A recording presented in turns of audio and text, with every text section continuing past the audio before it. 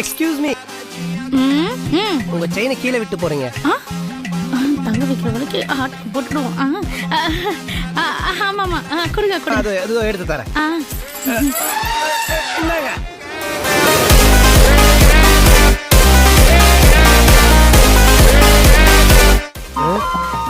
என்ன முருகரை விநாயகர் கும்பிட்டு இருக்குது?